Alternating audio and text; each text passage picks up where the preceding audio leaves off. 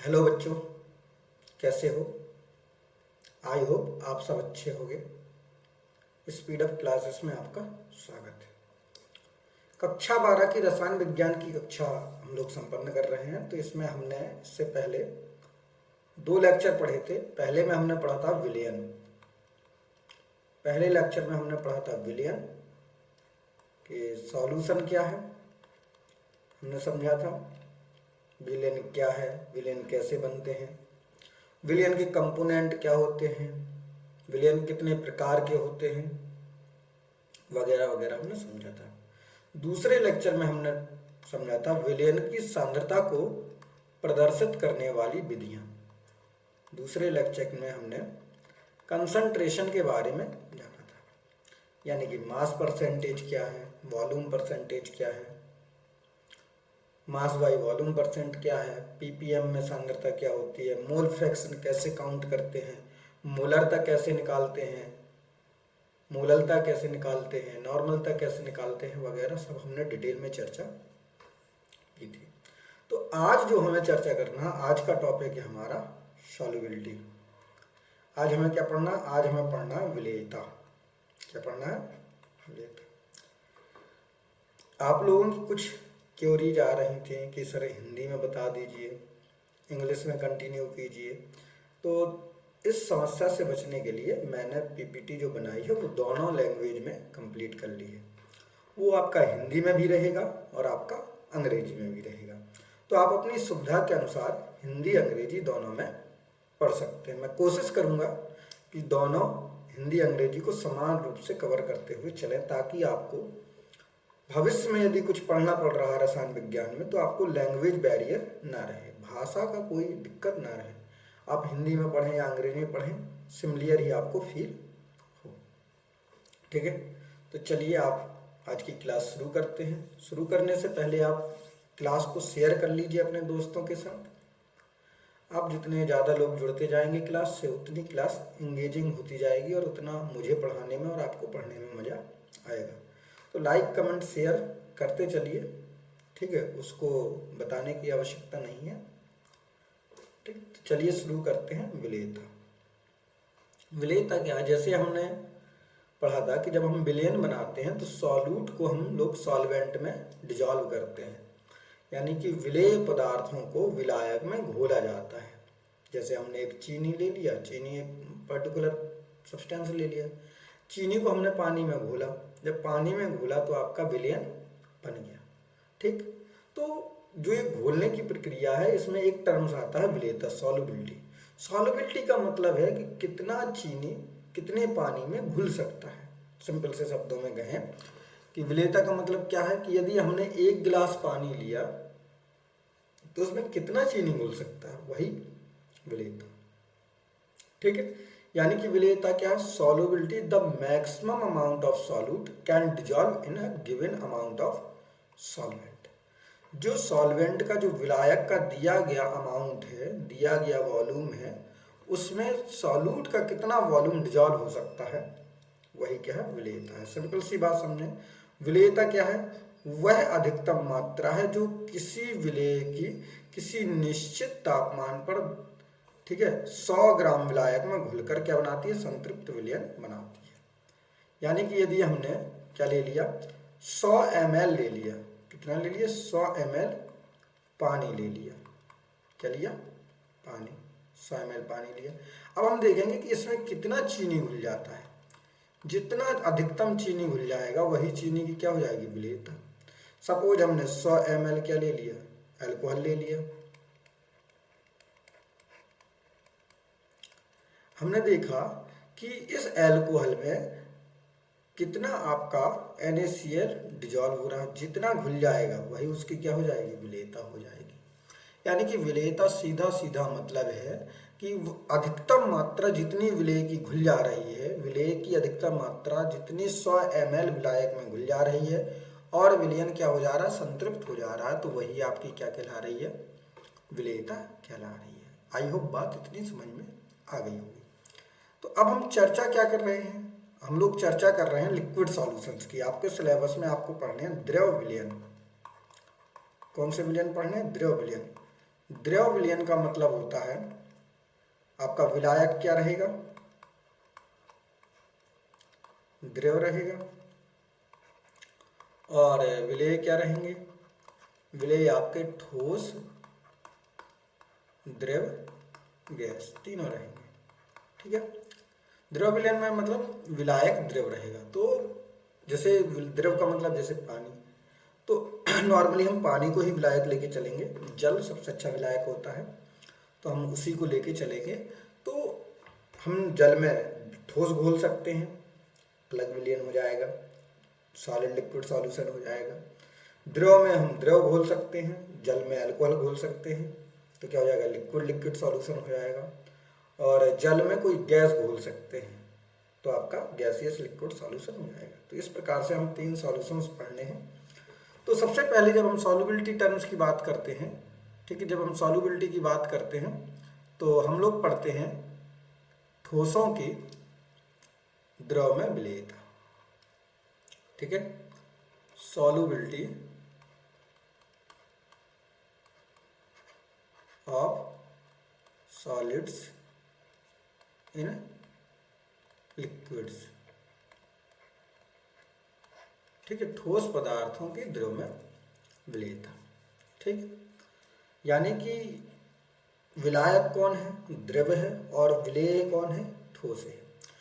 तो जब हम किसी ठोस को, जैसे चीनी ले लिए, चीनी को जब हम पानी में घोलना शुरू करते हैं तो चीनी क्या होती है, पानी में घुलती जाती है, घुलती जाती है।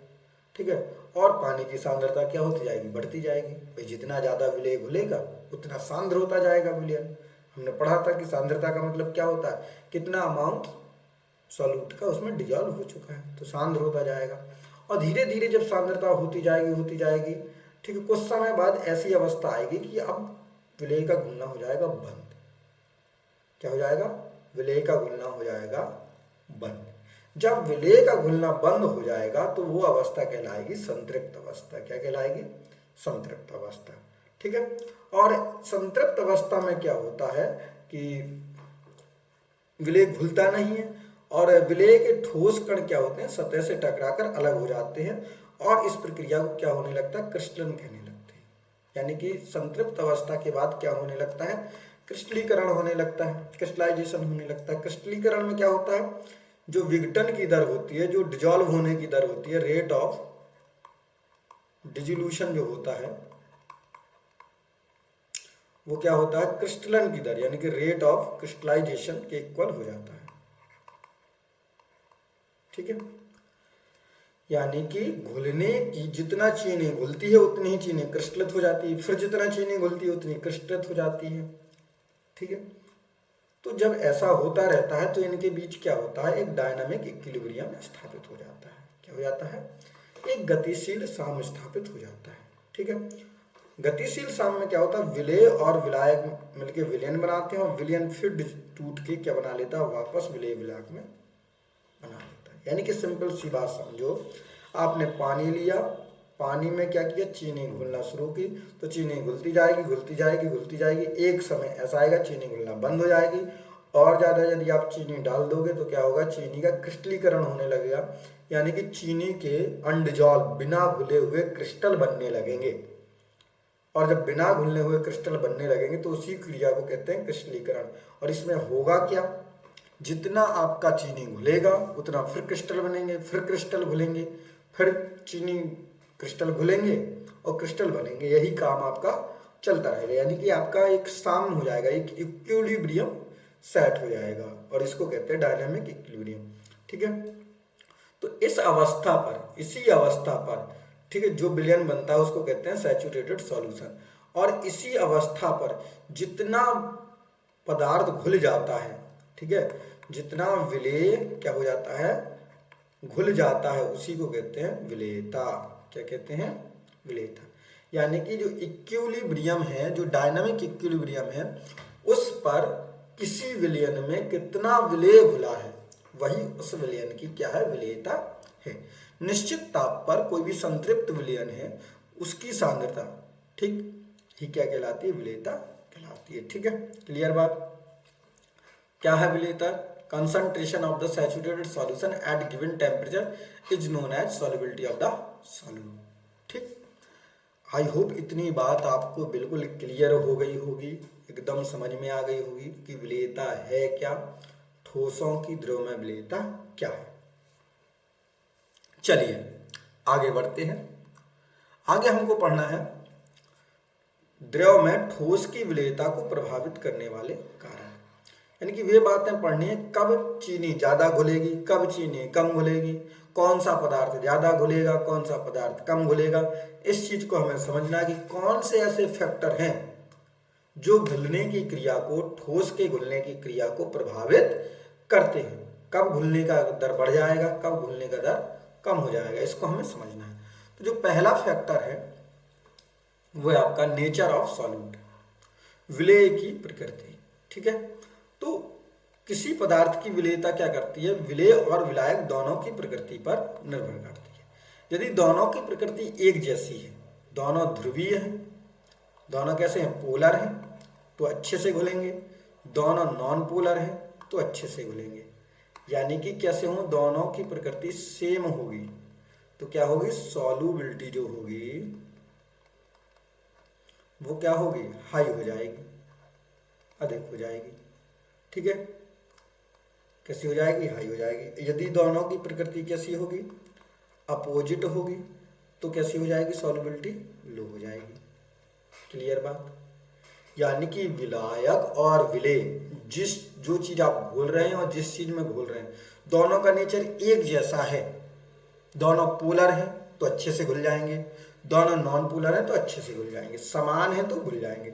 यदि उल्टे हैं, एक पोलर है एक नॉन पोलर है, एक ध्रुवीय है एक अध्रुवीय है, तो फिर अच्छे से नहीं घुलेंगे। जैसे पानी में क्या होता है, नमक और चीनी आसानी से घुल जाते हैं।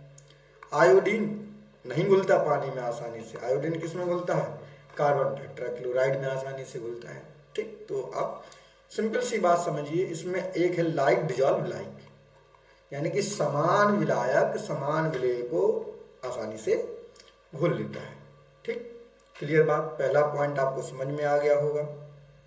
ठीक है, ऐसा क्यों होता है, ऐसा इसलिए होता है क्योंकि यदि प्रकृति समान होगी तो विलेय और विलायक के बीच क्या होगा, सफिशिएंट अट्रैक्शन फोर्स आ जाएगा।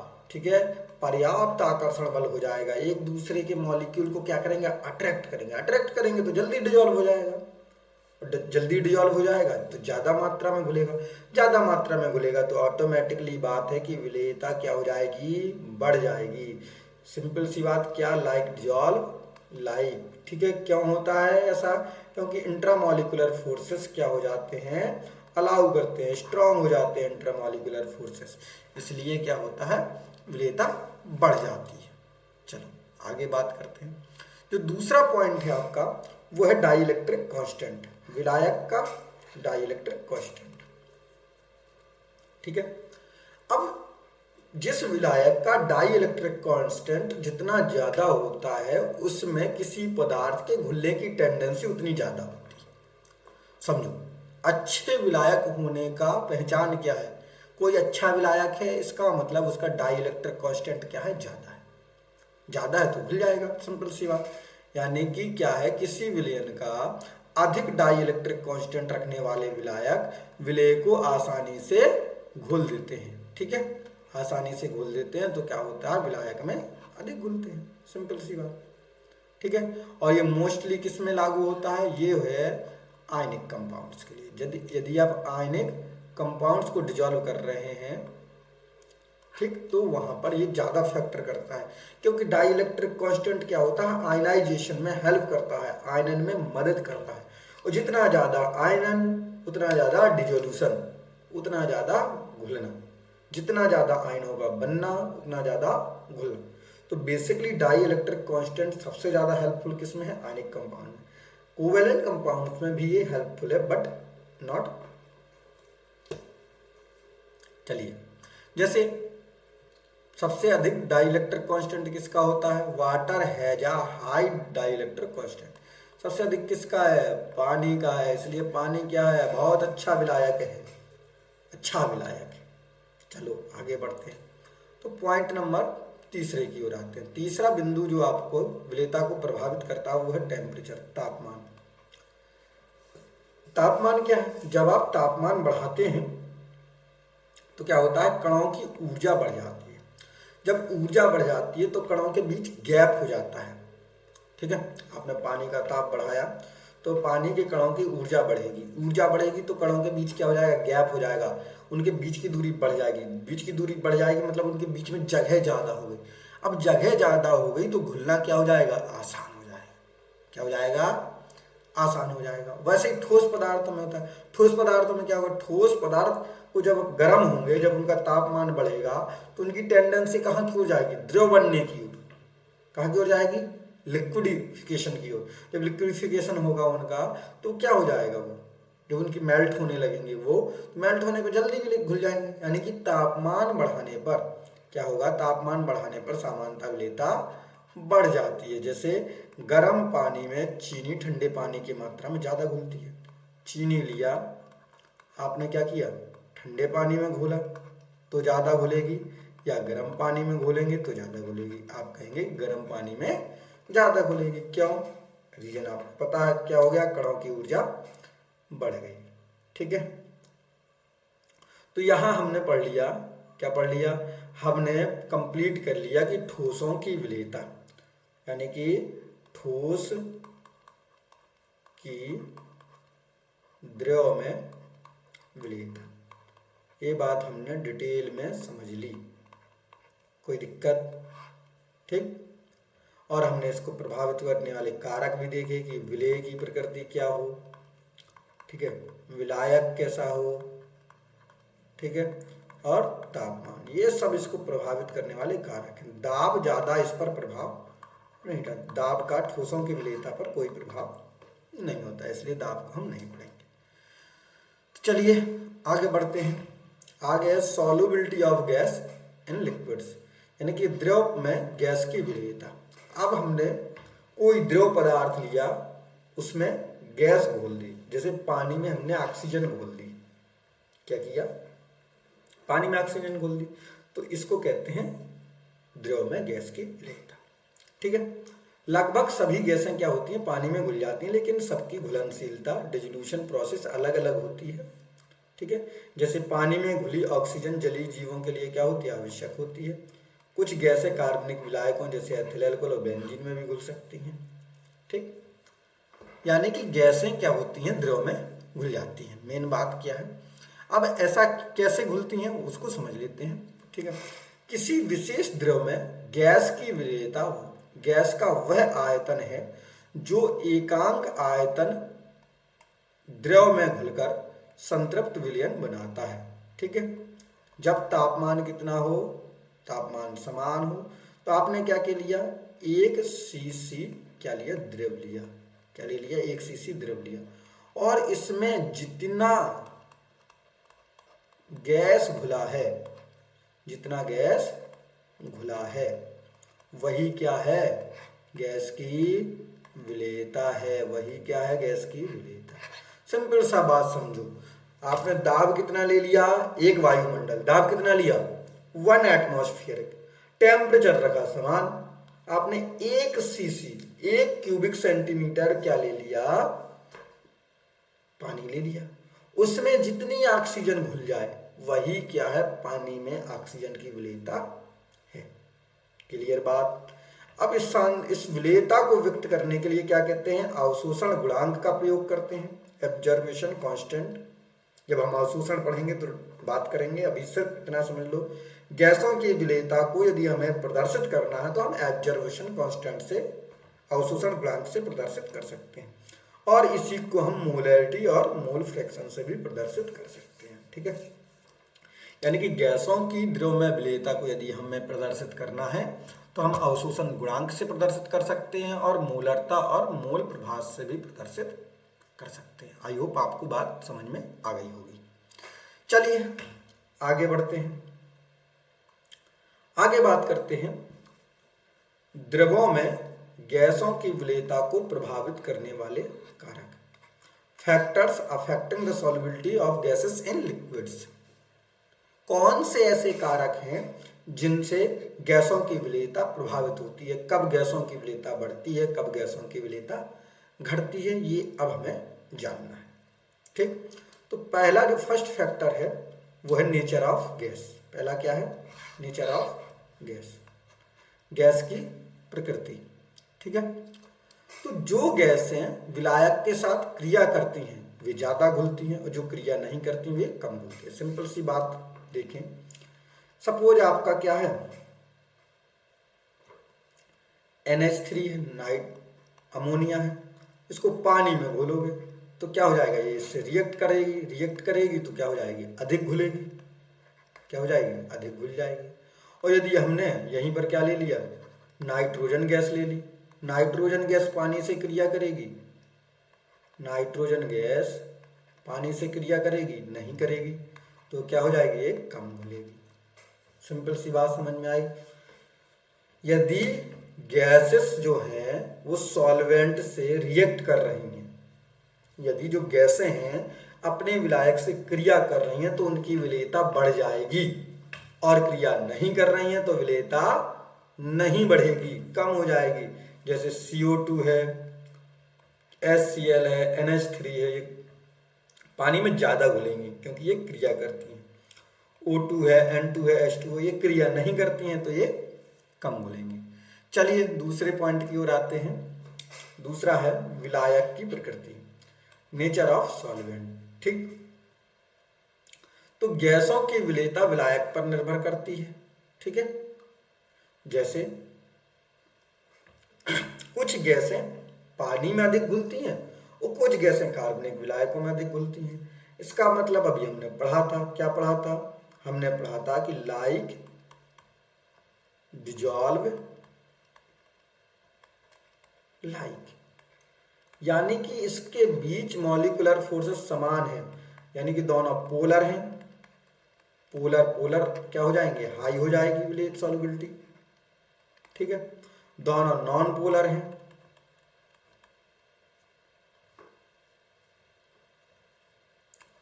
ठीक है, नॉन पोलर तो हाई हो जाएगी। समझ में आई बात? यानी कि ऐसी जो गैसें होंगी जिनकी प्रकृति कैसी होगी, समान होगी, वो अधिक घुलेंगी। ठीक है, जैसे नाइट्रोजन हो गया, ऑक्सीजन हो गया, कार्बन डाइऑक्साइड हो गया, ये कैसी हैं, सब नॉन पोलर हैं। और जब नॉन पोलर हैं तो ये पानी में नहीं घुलती ज़्यादा, पानी में नहीं घुलती क्योंकि पानी तो पोलर है, पानी ध्रुवीय है, तो इसलिए ये किस में घुलती हैं, एल्कोहल में घुलती हैं। ठीक है, तो जो गैसें जैसी जिनकी प्रकृति होगी, ठीक है, gases dissolve more easily in solvent with similar intramolecular forces. ठीक है, यानी पोलर पोलर के साथ घुलेगी, ध्रुवी ध्रुवी के साथ घुलेगी, और अध्रुवी अध्रुवी के साथ घुलेगी। क्लियर बात?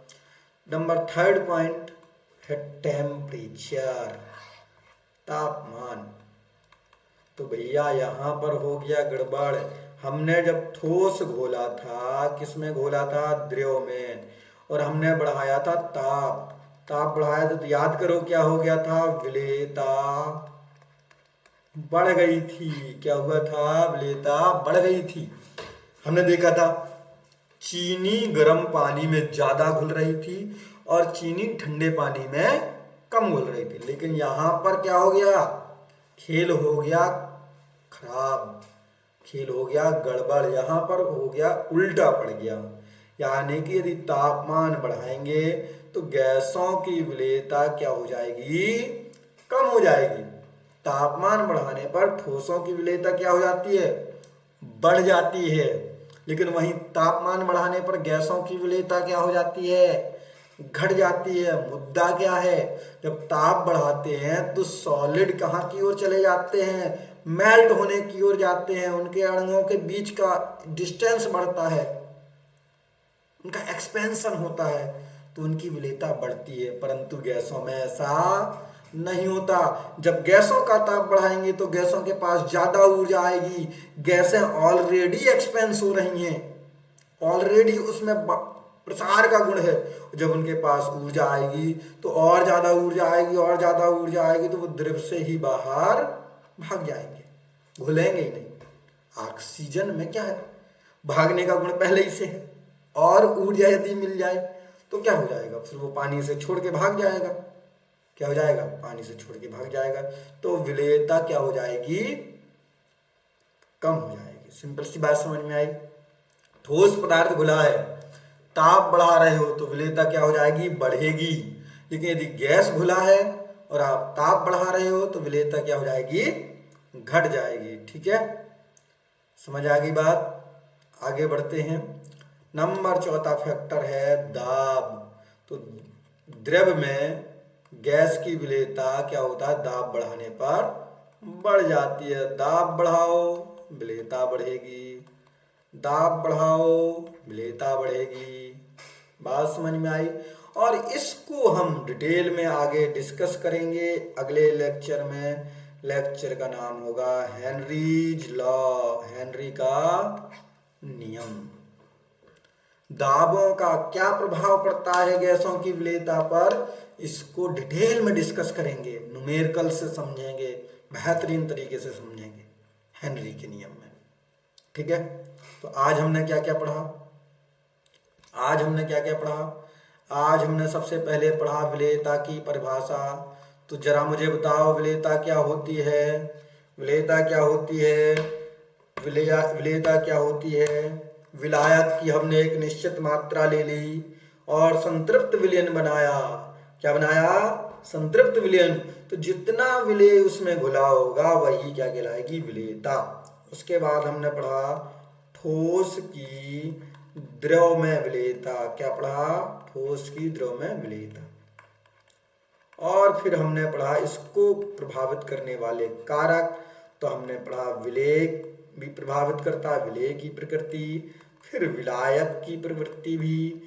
ठीक है, उसके बाद ताप, ये तो करते हैं हमने पढ़ा, लेकिन दाब का इस पर कोई प्रभाव नहीं होता। फिर हमने पढ़ा गैस की द्रव में विलेयता, गैस की द्रव में विलेयता। ठीक है, तो यहां पर हमने कितने कारक थे, विलेय तो प्रभावित करता ही करता है। ठीक है, विलेय हो गया, विलायक की प्रकृति भी प्रभावित करती है, तापमान भी प्रभावित करता है, और तापमान के साथ साथ दाब भी प्रभावित करता है। तो ये हमने आज पढ़ा। आई होप आपको मजा आया होगा, समझ में आ रहा होगा। कोई भी डाउट से आप क्लियर बताइए, कमेंट बॉक्स में बताइए। अधिक से अधिक दोस्तों को शेयर कीजिए, ज़्यादा से ज़्यादा लोग जुड़िए। ठीक, नोट्स साथ साथ में बनाते चलिए। ठीक है, मिलते हैं कल अगले लेक्चर में। तब तक के लिए नमस्कार।